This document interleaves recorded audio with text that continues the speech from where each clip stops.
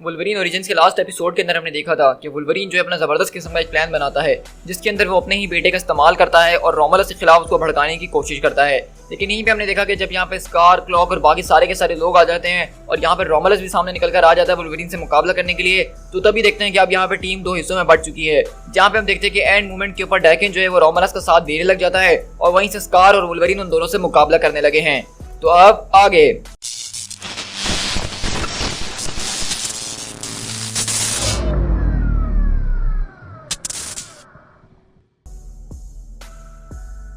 तो इसी तरह हम देखते हैं कि यहाँ पे जो है बेसिकली डैकन वुल्वरीन के सामने खड़ा होता है और कहता है कि हेलो बिग डैडी, क्या तुम मेरी पिटाई करने के लिए आए हो? मैं चाहता हूँ कि हम लोग ये सब कुछ जो है हक करके सेटल कर लें। और इसी तरह हम देखते हैं कि यहाँ पे रोमुलस और डैकन एक साथ खड़े होते हैं और वहीं से स्कार और वुल्वरीन काफी ज्यादा गुस्से में नजर आ रहे हैं और स्कार बोलता है कि रोमुलस चलो अब इसको खत्म करते हैं।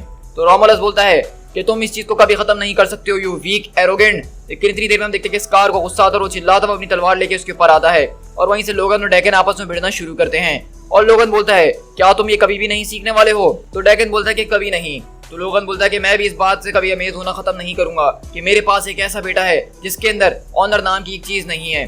तो वहीं से डैकन उसको लात मारते हुए कहता है ओह आज कुछ नया सुनने को मिला है, तुम और तुम्हारा ऑनर या जो कुछ भी तुम उसको कहते हो मुझे इसकी जरूरत नहीं है। कमजोरों की तरह मरने से अच्छा है कि मैं बहादुरों की तरह लड़ता हुआ मरूं और मुझे किसी ऑनर की कोई जरूरत नहीं है इस बात को प्रूव करने के लिए। वुल्वरीन बोलता है कि मैं तुम्हें इस पूरे के पूरे खेल के अंदर मारना नहीं चाहता हूँ मेरे बेटे। तो डैकन बोलता है कि मार डालो अगर तुम मार सकते हो प्लीज। उसी तरह हम देखते हैं कि स्कार यहाँ पे रोमुलस के ऊपर आके अटैक करता है और कहता है कि तुम तो गए आज। लेकिन रोमुलस बोलता है कि तुम वो सब नहीं कर सकते हो, तुम्हारे पास इस चीज का ऑनर नहीं है, तुम सिर्फ एक जानवर और उससे बढ़ के कुछ भी नहीं हो, तुम एक हाफ ब्रीड आउटकास्ट हो जो कि ब्लड और डर्ट के अंदर लिपटा हुआ है, तुम मेरे सामने कुछ भी नहीं हो। और इसी तरह अगले बार हम देखते हैं कि रोमुलस वहां पे स्कार को बहुत जबरदस्त किस्म का एक पंच मारता है और स्कार संभलते हुए बोलता है तुम उस वक्त अपने आप को जो होल्ड बैक कर रहे थे जब हम पहली बार मिले थे, तुमने इस तरीके से प्रिटेंड करा कि तुम कमजोर हो लेकिन तुम्हारे पास ज्यादा ताकत मौजूद है। तो रोमुलस बोलता है कि आज का दिन खत्म होने से पहले स्कार तुम मेरे कदमों के अंदर उनको चाट रहे होगे और मुझसे भीख मांगे होगे जिंदगी के लिए। और ये बात सुन के हम देखते हैं कि स्कार को वहां पे बहुत ही ज्यादा गुस्सा आता है और अगले पल वो अपने दोनों हाथ जमीन के ऊपर मारता है जिससे वहां पे जबरदस्त किस्म की शॉकवेव पैदा होती है और रोमुलस उड़ता हुआ दूर जाता है। इसी तरह हम देखते हैं कि यहाँ पे सारे के सारे तमाशे के चक्कर में एक बहुत बड़ी सी जो है आग लगना शुरू हो चुकी है और यहीं पे कुछ मिलिट्री के लोग पहुंचते हैं और वो कहता है क्या तुम सुन रहे हो? वहां से ऐसा लग रहा है कि जानवर चीखने की आवाजें आ रही हैं। तो कहता है कि वहां पे जरा स्मोक तो देखो, कितना ज्यादा स्मोक हो रहा है, क्या वो कोई बॉम्ब तो नहीं है? मुझे नहीं लगता कि उन्होंने एक बॉम्ब के लिए हमें यहाँ पे बुलाया होगा, यहाँ पे कुछ खतरनाक किस्म का हो रहा है। आखिरी बार जब ये कर्ड टेररिस्ट से हमारा मुकाबला हुआ था तो उन्होंने पूरी की पूरी गाड़ी उड़ा दी थी और बाद में हमें यहाँ पे आके लोगों की बॉडी पार्ट समेटने पड़े थे। तो वहीं से वो दूसरा आदमी कहता है कि हाँ मुझे याद है यार, मुझे लगता है कि मैं सबके बाद बीमार पड़ने वाला हूँ दोबारा से, फॉर रियल दिस टाइम। आखिरकार अब उनसे लड़ने कैसे वाले हैं? क्या हम वहाँ पे जाके लड़ेंगे या उनको रोकने की कोशिश करेंगे? हमें तो ये भी नहीं पता कि हमें यहाँ पे करना क्या है, हम तो कोई सोल्जर्स भी नहीं है।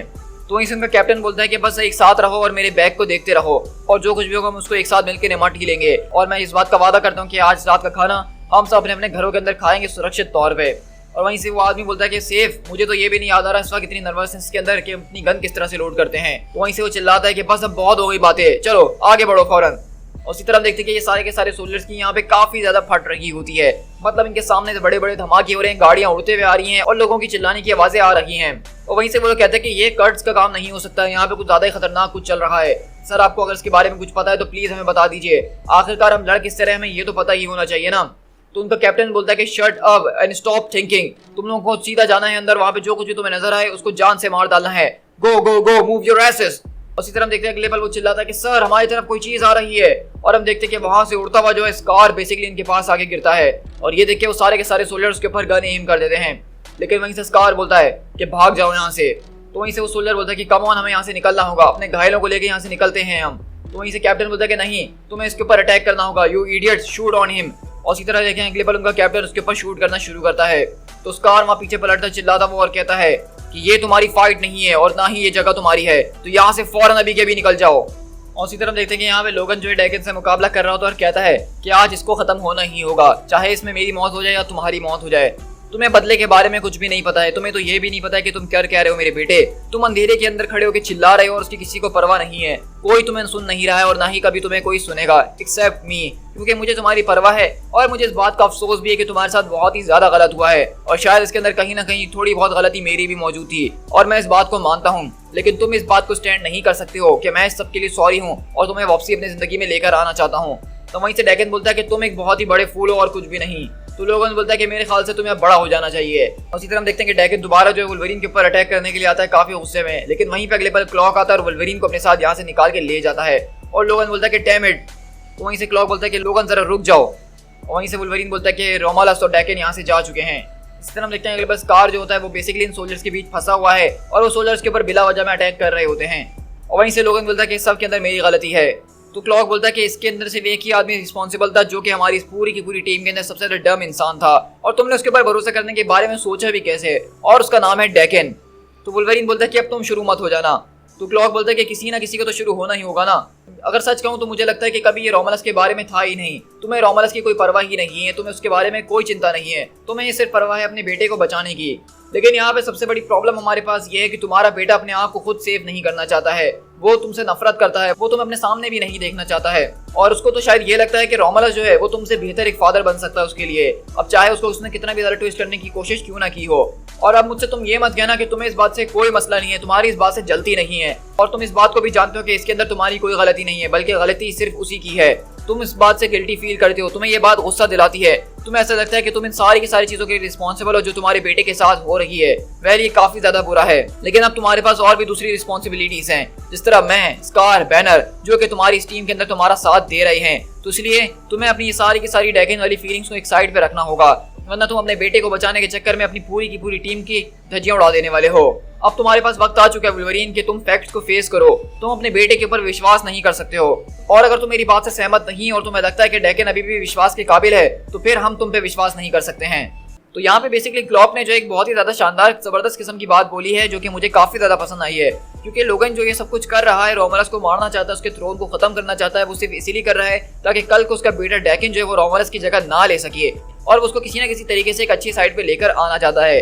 लेकिन हम सब जानते हैं कि डैकेन के दिल में जो नफरत है वुल्वरीन के लिए वो बहुत ही ज्यादा है, और उसको इतना जल्दी खत्म करना ये आसान बात है नहीं। इसी तरह हम यहाँ से अगले दिन डेमेस्कस सीरिया के अंदर शिफ्ट होते हैं, जहाँ पे डैकेन बता रहा हूँ कि पिछली रात मैंने ख्वाब देखा जिसके अंदर दुनिया का अंत हो रहा था और वो दुनिया जल रही थी। मैंने देखा कि हर तरफ खून ही खून है और भेड़िए जो है जोर जोर से चिल्ला रहे हैं आसमान की तरफ देखते हुए। लोग चिल्लाते जा रहे हैं और उनके कदमों के नीचे लाशें भिजते ही जा रही हैं। मैंने ख्वाब में ये देखा कि मैं वहाँ का राजा हूँ और सारे के सारे गॉड्स मर चुके हैं और मैं एक जहन्नुम के अंदर हूँ, लेकिन वो जहन्नुम काफी ज्यादा मुझे पसंद भी आ रहा था। और इसी तरह देखते हैं कि यहाँ पे बेसिकली डैकेन जो है वो रोमालस के साथ बैठा हुआ है, और रोमालस बोलता है कि काफी और बात ये कि लोग एक चीज को भूल जाते हैं कि वक्त जो है बहुत सी चीजों को मिटा देता है। मैं उस वक्त से जीता हुआ आ रहा हूँ जब इंसान जो है वो गारों के अंदर रहा करता था, जब वो हंट किया करता था लोगों को और अपने फायदे के लिए किसी को भी मार के अपना पेट भरने के लिए उनको खा जाया करता था। उस वक्त इंसान एक माइंडलेस बीस्ट से ज्यादा कुछ नहीं हुआ करता था। उस वक्त के लोग जो है वो आग को जो है खुदा माना करते थे और उसको पूजा करते थे। अब वो अपनी बॉडी के कुछ पार्ट्स को जो है बलिदान के तौर पे उस आग के अंदर जला दिया करते थे। उनको लगता था कि इसके जरिए वो कुछ अच्छा करने की कोशिश कर रही हैं, लेकिन उनको नहीं पता कि ये एक फुलिशनेस से बढ़ के और कुछ भी नहीं था। तो इस बात को इमेजिन करो कि जब मैं उन इंसानों के पास गया था पहली बार, तो उन्होंने मेरे बारे में क्या सोचा होगा। उन लोगों ने मुझे गॉड ऑफ द हंट मान लिया था, God of the war, God of the blood and sacrifice and power. उस वक्त अगर मैं उन लोगों से कोई भी चीज मांगता था तो वो मुझे फौरन मिल जाया करती थी, लेकिन मुझे उनसे सिर्फ एक ही चीज चाहिए थी, उनकी ओबीडियंस, उनका फेथ। मुझे इस बात को मेक श्योर रखना था कि मैं हमेशा उनके ऊपर सुप्रीम रहूं, और मैंने इस चीज को बरकरार काफी लंबे वक्त तक रखा। लेकिन अगर अब की बात की जाए तो मेरे लिए रखना काफी ज्यादा मुश्किल हो चुका था। ह्यूमंस जो हैं अब वो बहुत ज्यादा आसान हो चुके थे, उनको किसी चीज के ऊपर विश्वास दिलाना और काफी ज्यादा मुश्किल हो चुका था। और वक्त के साथ साथ देखा जाए तो वो सारे के सारे इंसान मुझसे दूर होते रहे, क्योंकि वक्त एक ऐसी चीज है जो कि तुमसे सब कुछ छीन लेती है, अनलेस तुम इस बात को मेक श्योर ना करो कि सब कुछ तुम्हारे पास ही रहे।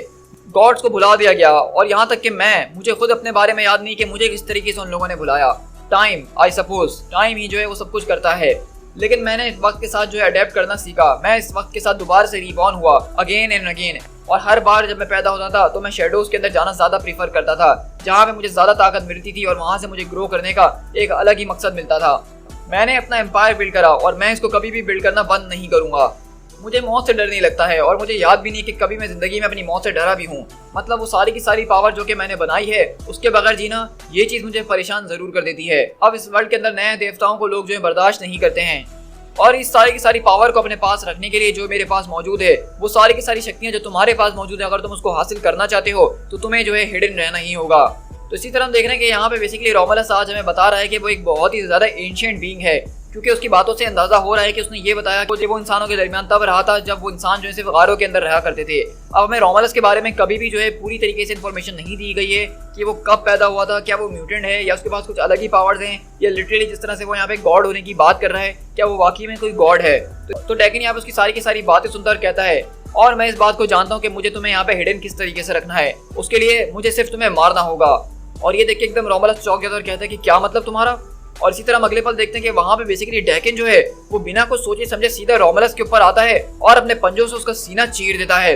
और इसी तरह हम देखते हैं कि यहाँ पे बेसिकली रोमलस का जो है डेकन ने बहुत बुरी तरीके से उसके ऊपर अटैक करा और वो यहाँ पे जमीन पे गिर चुका है और चारों तरफ उसका खून बह रहा है। और ये देख के डेकन बोलता है, तो तुमने कहा कि तुम्हें मौत से डर नहीं लगता है, तुमने कहा कि तुम उन गौर वाले इंसानों के लिए गॉड हुआ करते थे, या उस तरह का कुछ भी जो तुम बोल रहे थे। वुल्वरीन की इस तरह की कोई इंटेंशन नहीं थी कि वो तुम्हें दुनिया के सामने एक्सपोज करना चाहता है, वो तो सिर्फ एक झूठ था। और अगर उसके बाकी प्लान की बात की जाए तो क्वाइट ऑनेस्टली मुझे कुछ भी नहीं पता कि उसके प्लान्स क्या हैं, क्योंकि अगर मुझे उसके प्लान्स के बारे में पता होता तो मैं इस बात को कभी अलाउ नहीं करता कि वो मेरे सीने के अंदर उस तलवार को घुसा देता। फेक मुरा मासा ब्लेड हो या ना हो, उसने यहाँ पे सारी की सारी अटेंशन छीनने की कोशिश कर ली और वो तुम्हें अपनी सारी की सारी हाइडिंग से जहाँ पे तुम छुप के रह रहे थे उससे वो बाहर निकलवाने में कामयाब हो ही गया तुम्हें। लेकिन अब इन सारी की सारी बातों को कोई फायदा नहीं है, क्योंकि मैं देख रहा हूँ कि किस तरीके से तुम कमजोर पड़ते जा रहे हो। मैंने तुम्हारा विजन देखा और मुझे वो काफी ज्यादा पसंद भी आया, लेकिन इस विजन के अंदर अब तुम अपने आप के ऊपर ही शक करने लग गए हो। ये काफी ज्यादा डीप है, मैं तकरीबन इसके अंदर डूब ही गया था। अब मैं तुम्हें ये सारी की सारी छोटी डिटेल्स के साथ बोर करना नहीं चाहूंगा। तो वहीं से रोमलस बोलता है कि आखिरकार तुम ये सब कर क्यों रहे हो। तो डेकन बोलता है कि काफी सालों पहले तुमने मुझे ट्रेन करा, मुझे बड़ा करा और तुमने मुझे इस तरह से बनाया कि मैं तुम्हारा अगला सक्सेसर बन सकूं, एक वर्दी सक्सेसर या व्हाटएवर जो भी तुमने सोचा था। अब मैं चाहता हूं कि तुम मर जाओ, क्योंकि मैं ये नहीं चाहता हूं कि वुल्वरीन आके तुम्हारी जान ले ले और तुम्हारी जिंदगी को छीनने का जो मकसद है वो उसका पूरा हो जाए। और ये तो मैं अब हरगिज़ नहीं होने दूंगा, क्योंकि मैं इस बात को जानता हूँ रोमलस के तुम हमेशा यही चाहते थे कि वुल्वरीन जो है वो तुम्हारी कुर्सी के ऊपर बैठे, ना कि मैं। तुम हमेशा से उसको ही चाहते थे कि वो तुम्हारी जगह ले। तो वहीं से रोमलस बोलता है कि मुझे इस बात से सरप्राइज नहीं होना चाहिए, पर है तुम शायद नफरत के अंदर कुछ ज्यादा ही अंधे हो चुके हो। तुमने इस बात को एक्सेप्ट नहीं करा कि अगर तुम उसके बेटे भी बन के रहते हो तो उसके सारी की सारी पावर में आने के बाद तुम्हारे पास भी बहुत ज्यादा पावर्स मौजूद होंगी। तुम्हारे पास कुछ नया होगा सीखने के लिए जो तुम उससे सीख सकते हो। जिस तरह से एक आदमी किस तरीके से पूरी की पूरी पावर को जो है कल्टीवेट कर सकता है, वो भी बिना किसी एफर्ट के, बिना किसी मीन्स के और बिना किसी चाहत के। तो डेकन बोलता है कि मैं तुम्हारी नजर में कुछ भी नहीं था, सिर्फ एक प्यादा था और कुछ नहीं, जिसको तुम शुरू से खेलना चाह रहे थे वुल्वरीन के खिलाफ। लेकिन मुझे इससे भी कोई मसला नहीं है, सच में मुझे कोई मसला नहीं है, और ये कोई वजह नहीं है जिसके लिए मैं तुम्हारी जान ले रहा हूँ यहाँ पे। मुझे इससे मसला नहीं है कि तुमने मेरे साथ क्या क्या करा, मुझे इस बात से मसला है कि तुमने मेरे साथ वो सब नहीं करा। तो रोमलस बोलता है कि क्या मतलब, मैंने तुम्हारे साथ क्या नहीं करा, क्या कहना चाहते हो तुम, क्या मैंने तुमसे प्यार नहीं करा एक बेटे की तरह। तो वहीं से हम देखते हैं कि डेकन को गुस्सा आता है और कहता है कि damn you Romulus, damn you to hell, look at me, मेरी तरफ देखो। तो रोमलस बोलता है कि नहीं मैं नहीं देखूंगा। तो हम देखते हैं कि डेकन उसको लात मारता और कहता है कि मेरी तरफ देखो, मैंने कहा कि आखिरकार ये तुम क्या बकवास कर रहे थे। वहीं से हम देखते हैं कि रोमलस उसकी तरफ देखता है और कहता है कि डेकन मैं वही हूँ जो कि तुम आगे जाके बनने वाले हो। और हम देखते हैं कि अगले पल डेकन को ये बात सुन के बहुत ही ज्यादा गुस्सा आता है और अगले पल वो अपने क्लॉज के जरिए उसके ऊपर फाइनल ब्लो अपना मार ही रहा होता है। लेकिन जैसे ही वो अपने क्लॉज उसके मुंह की तरफ मारता है, अचानक वहां पे एक धुआं आता है और गायब हो चुका होता है सब कुछ। तो डेकन बोलता है कि नहीं, ये पॉसिबल नहीं हो सकता है, आखिरकार वो कहाँ चले गया, वो कहाँ चले गया। और उसी तरह देखते हैं कि यहाँ पे डेकन समझ जाता है और जोर से चिल्लाता है कि वुल्वरीन मैं तुम्हें नहीं छोड़ूंगा। To be continued.